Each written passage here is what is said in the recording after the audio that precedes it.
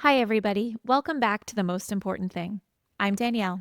And I'm Greg, and together we're exploring family culture and leadership at home. So, what are we talking about today?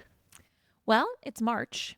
Can you believe that it's March already? Crazy. Flown by 2026 so far. Yeah, I don't think I've turned on the heat more since we've been here in Florida. Our friends up north have had a much harder winter than we have. Yeah, But every March, I can't help but think about how 9 years ago now, we first found out that we were pregnant with Hunter, our firstborn. Well, our secondborn, if you second count born. Winston, That's but our right. first human child. That's right. And that's why I'm wearing pink today, to have a little bit of a throwback to the it's a girl. Well, we didn't find that out in March, but yeah, it was such a exciting time, Yeah. right? And we had no idea how much our lives were going to change. We just had no idea. We didn't even know what we didn't know, Yeah. right? Well, 9 years, right? We were only together for 2 at that point and married for less than 1. No, we were, yeah, that's right. Yeah. Yes. So it was a serious time of change already, where we had gone from not knowing each other, meeting, living separate lives, getting married, living together, getting Winston, and then boom, we're pregnant. Yes, we were definitely on the fast track. However, I don't think that there was enough time in the world. Like, there's no amount of time that, at least for me, could have prepared me for the changes that came along with motherhood. Yeah, They really caught me off guard, they did. like so much so. And so, this episode, like what we wanted to talk about today is just that time and reflecting upon it. And we know that many of our listeners don't have small kids yet, right? Some of them are either not married or just getting married, starting the whole baby process. And so this episode is especially for you. Mhm. While we hope that everybody can get to know us a little better, we wanted to talk about the early days and kind of like how we got here and what we might have done differently and what caught us off guard. Yeah, I think to your point, one, there's definitely a lot of listeners who are on the fast track, but are maybe 5 or 10 years younger than we are, and we're hearing from Or them. our age and just starting to have babies. True. Or our age and just starting to have babies. Very true.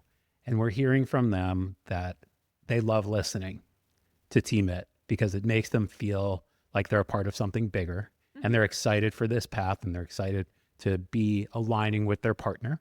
And so, in the interest of making the implicit explicit, let's talk about aligning with our partners at the first stages of family, which is really, hey, we're pregnant. Mm-hmm. Now what? Mm-hmm. So Now what? yeah, now what? So if we think back, knowing what we know now, Mm-hmm. can't say we can push that on to young Danielle and Greg. Yeah. But what are some of the things that we're doing today that might have been helpful to younger Danielle and younger Greg back then? Well, I want to say that we did a lot of things right. I don't think anything was like totally wrong. But I do think that we had a lot of conversations at that time about really tangible things like, are we going to breastfeed or are we going to bottle feed? Is there going to be are we going to send the kid to daycare or are we going to have a nanny? How long am I going to take for maternity leave? Like, really brass tacks, logistical questions. Mm-hmm. And obviously those need to get answered.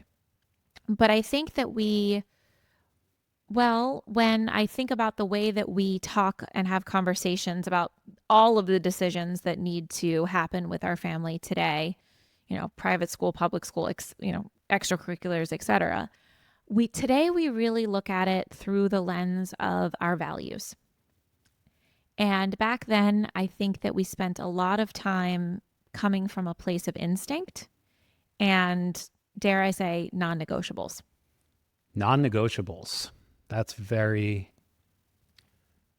way to put it. That is very true. We were opinionated, Mm-hmm. but this is our first kid. So like questions like breastfeed or bottle feed comes down to things that we read in the science or things that we hear from friends about the challenges of working and pumping or working and being a breastfeeding mom. And so like we come in and we have discussions about these things, and they show up as non-negotiables, right? Yes. Like Greg was very clear from the moment I got pregnant that we will have a baby nurse. And that was really, really important to you. Yes. I think it was important because I had heard from friends in Manhattan about how much, about the efficacy, really, like, and it wasn't about a baby nurse versus nobody.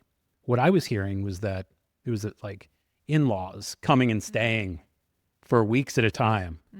And I'm just thinking to myself, like, asking a parent of one of us to come and live with us to help with a baby is like asking a retired mechanic to come and, fix my Tesla. Like, that is just not going to fly here. So let's have the person. He's still so passionate about it.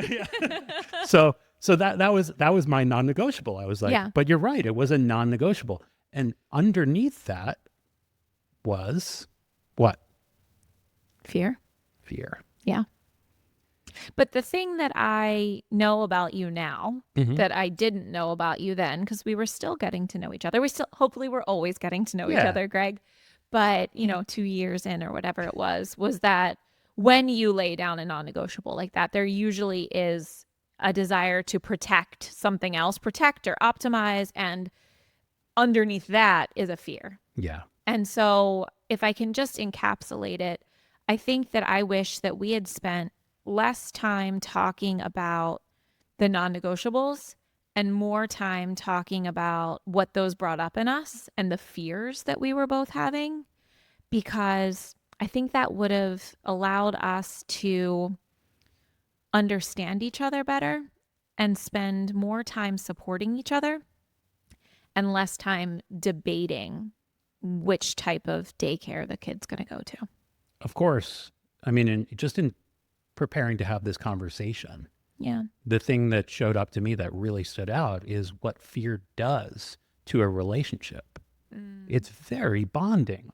It brings us together to understand what that fear really represents and why I hold that or why you hold that. And then we can talk about it together on the same team versus a non-negotiable. If I show up, like, it's probably human nature just to want to like push back against someone's non-negotiable. It's definitely my nature to try to explore the other side. And so if I'm like, we have to have a baby nurse, you're like, I never thought about this, but now I'm wondering if Greg knows what the hell he's talking about. Right. And let me go refer to my books. Yeah. Like, that's another thing that I think, and I've heard many friends talk about, I'm not necessarily alone in this, that I think the way that we both prepared for our first child was very different.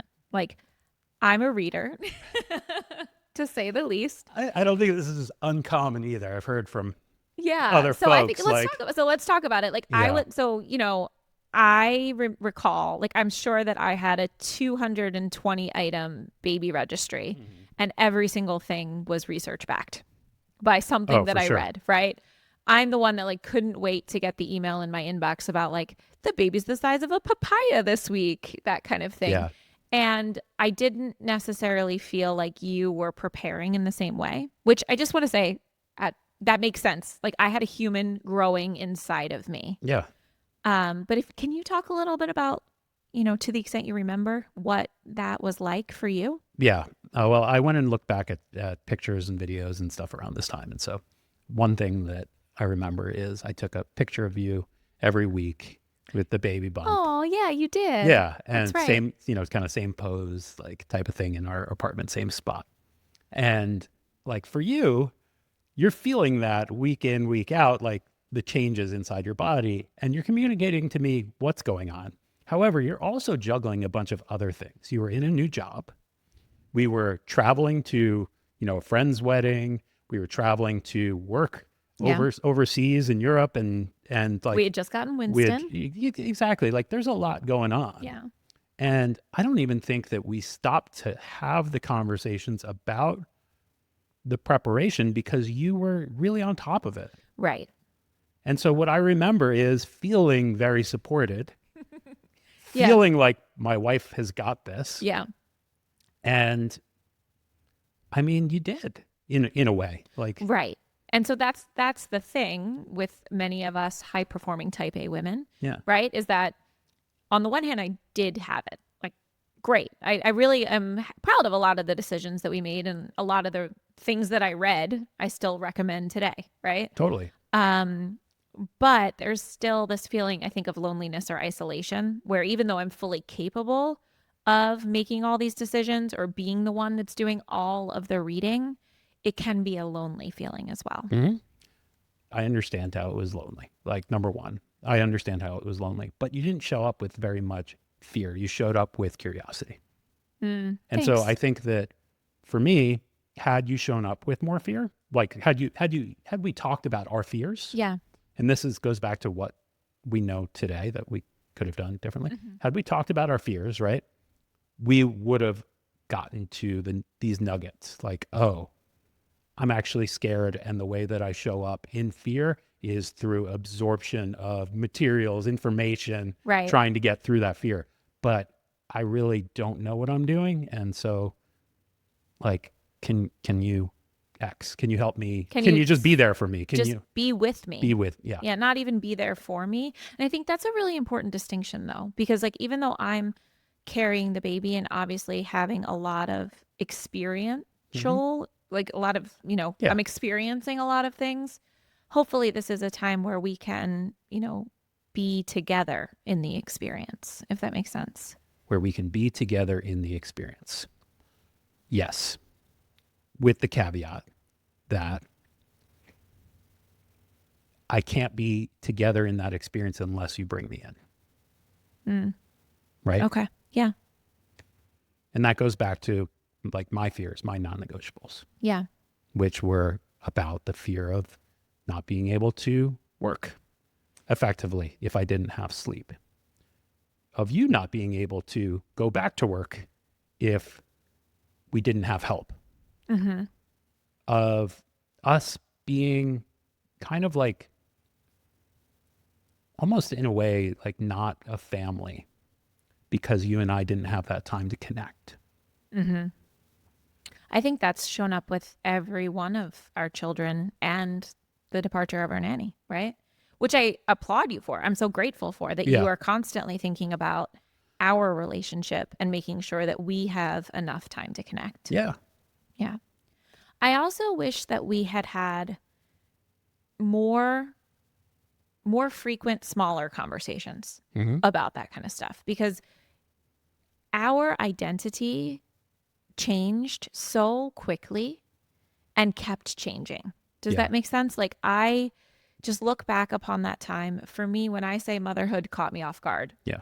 I really mean it. Like, I didn't know that I just thought I was going to go back to work after Yeah. 6 to 8 weeks and just keep on trucking. Maybe like pump at work, travel Right. globally. Get the baby out, go back to doing this. Exactly. There's a Be baby at surrounded home, by men. Like, come back home. and like this whole part of me that was like clearly buried because I was the town babysitter, right? And absolutely loved children growing up. Like, this whole part of me just like came back up. Yeah. And I was like, I'm obsessed with this person and I want to be with her all the time. And the way that really came out was that I really felt like I needed to exclusively breastfeed her, no pumps anywhere in sight, right? Forget about formula, like just like no pumps anywhere in sight, right? Yeah. And even my body, as you reminded me the other day, even my body reacted to that. Like, I could not pump at work, Yeah. right? And I do think that part of that was, for me, psychological. Mm-hmm. And so I would just say that recognizing how much of a shift, I mean, everybody can chart their own course, but it really caught me off guard how much my identity was going to shift and how the things that I really truly over identified with work, I can say that now, and with my career and with myself as a world traveling Louboutin wearing salesperson, Yeah. right? And none of that stuff, I don't want to say none of that stuff mattered, because that's not true. No. That stuff still matters today. Not the Louboutins, but like the career and the I like to use my brain Yes. towards profitable endeavors, right? That has not changed. What really changed is how important my direction was at work. And so I did shift companies at that time, and I went from a place where I really truly believed in the mission at Citadel to not feeling that way in my new spot. And I think I really believed in the mission, but I didn't necessarily feel like the leadership had a vision Yeah. for our future. And so I think that always would have bothered me, but becoming a mom really left me with a lot of existential questioning during my maternity leave around, like, what is this all for? And is it worth it? Is it actually worth leaving my child over? Like, the bar just became so much higher. Yeah. And while that surprised you, I am reflecting on that time, wondering why I didn't see that coming. Not that that was a bad thing. Like, Yeah. I fully am supportive of your journey. And You were so supportive of me quitting my job. Like, I really appreciate it. I went from a really strong earner to nothing in our family. And that was a big deal. Yeah, it was. However, when we talked about our formative years, like early in the relationship, the thing that really should have grabbed me harder was what you just said about how much you loved babysitting. Yeah. Like, when I asked you, like, what was your formative years, like, experience that you, where you showed up as your best self and that you reflect upon, and you said babysitting. You didn't say going to the office with my dad. You didn't say, reading this book, these types of books, or, Yeah. fiction or history or whatever. Like, it was babysitting. Yeah. And so, yeah, I think that I realized that when you said you wanted to quit your job, and I was like, and by watching the interactions of you and Hunter and just how immersed you were, not in like a creepy, like overbearing way, but in just like such a curious way about how capable she was. Yeah. It was unbelievable to experience that as a father. Like, I was shocked to see you take such control of a situation without being controlling over the environment in a way that felt suffocating. Thanks. Yeah. I mean, that's the other thing that really surprised me was, one, was my identity really shifting in motherhood. But two, Hunter was a week late. We had a beautiful birth, and I feel very blessed for that. She came out so much more capable than I had ever been prepared for. Like, I didn't know what to expect, but I knew from the very beginning that she had, I mean, I think all babies do if we allow them to. And I didn't know how much I was really going to believe in the capability of an individual from birth. Right? And what I mean by capable is really just capable of independent play, capable of not needing much. And so that, that's could be a whole nother episode that has really informed a lot of the way that we nurture our children in the early years, around no toys with batteries, lots of open-ended toys, no mobiles, things like that. But yeah, I was really shocked at just how whole of a being she was from the very beginning. All of them. But with Hunter, it was the biggest surprise. You were. And you communicated that really well to me, because you were with Hunter a lot, as you mentioned. Like, when she was awake, she was with you. You were nursing her. You weren't pumping. You went into the office for a few weeks after maternity leave because you were pulled in early. Yeah. Remember? And then you quit. Yeah. And then you were home for a while. And I was surprised almost by, like, how being a dad was a second, it was like a third person story, like storytelling. It was like you were telling me what was going on and how I could support you, and that was great. But this child was sleeping and I wasn't really interacting with her all that much. Yeah. Other than, here and there on the weekends when we go for a walk, this and that. And so I was surprised that I felt like we were a family, but I didn't feel much of a connection to Right. her for the first 9 months. Right. And then that all changed. Like she became a sentient creature and it was amazing. And I was so happy for that, but I didn't know when that was going to hit. Yeah. I remember vividly going to a wedding when Hunter was about 9 months old in Palm Springs. Yeah. And you coming home after a couple drinks at the end of the night and crying and telling me how you were starting to feel a connection with Hunter and that it had been, in my words, a lonely 9 months. Because and this is on me, like I was so focused on making sure that she attached to me that I didn't really leave that much room for you. And part of me wants to say, I'm sorry. And the other part of me wants to say, like, that's truly what my mama bear instincts told me to do. And I'm so grateful because I did, I don't think it was like egregious, but I would say when I did offer you a time to bathe Hunter or take her for a walk or something, right? I didn't necessarily feel that you were as connected to her. And I recognize now, and I think even then, that that's my fault, that I can't really have my cake and eat it too, right? But with Jade and with Maverick, I can very clearly remember you like noticing that you were much more, especially with Jade, like she had what was it? Like a blocked tear duct. Yeah. Do you remember? And so like the first, 10 months of her life, probably we had to like constantly wipe away gunk from her eyes.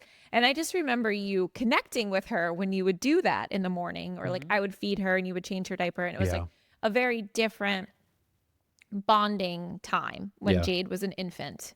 And part of that was probably COVID because you were forced to be home. True.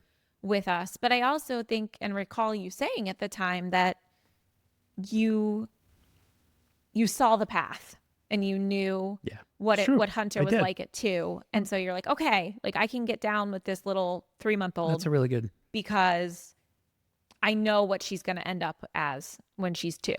that's a good way of putting it. I did see the path. Yeah. Yeah. And I guess I'm trying to think about what the takeaway is here for couples, because honestly, I think it's about checking in. Like the fears that I had before the baby was born are very different from the fears that I had at 1 month and 3 months and 10 months and whatever. And I'm sure the same for you. Yes, definitely.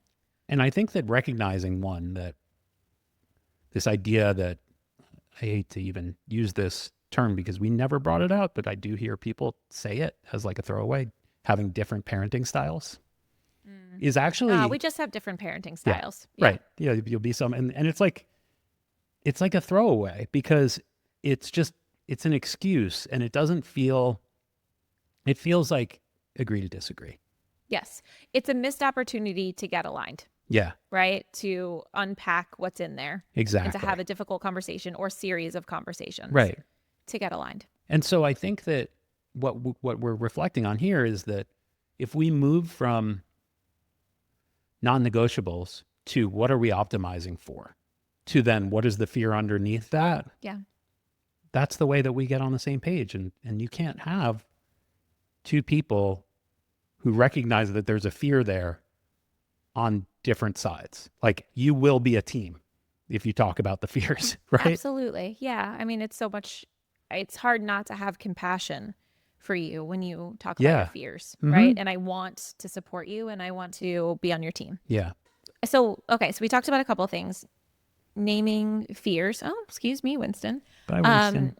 Naming our fears as an opportunity to really align and learn how to support each other rather than debating more of these like surface level choices because there are so many as parents, right? Yes. Mm-hmm.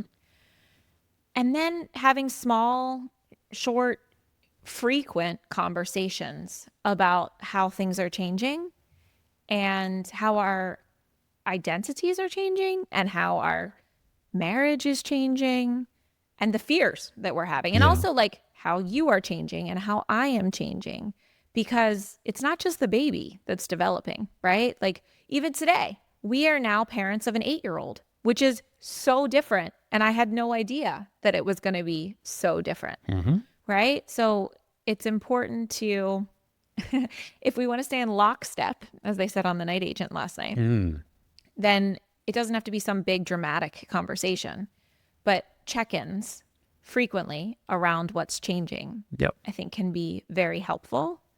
More frequent, less emotionally charged conversations Yeah. about fears, Yeah. right? Short ones. Short ones, Yeah. short ones. Anytime a non-negotiable comes up, Anytime. it's an Yeah. opportunity to get curious, It really is. right? And because the sooner that we can understand one another truly, where we're coming from, not with the very discrete, tangible things, but the deep, what am I trying to protect? What are my fears? The sooner we can focus on supporting one another Absolutely. and just spend less time debating. Yeah. And not being resentful, Yes. right? So if you're at home and you're saying, hey, husband, why aren't you reading these baby books? You got to name that fear. What are you afraid of? Can't just resent them for not reading the book. You got to name what you're afraid of. Stop mansplaining. I will. I'm done mansplaining. Anyway, so we hope that we've given you something to think about and shared a bit about ourselves. We certainly do not have all the answers. Oh my God, no. We just wanted to share a bit about our reflections because some of the things that we've come up with along the way are worth talking about. Indeed, they are. And thanks for letting us share with you. So until next time, just remember that your family is the most important team that you will ever build. And we're excited to be building alongside of you. We sure are. Love you, Goosey. Love you, Goosey.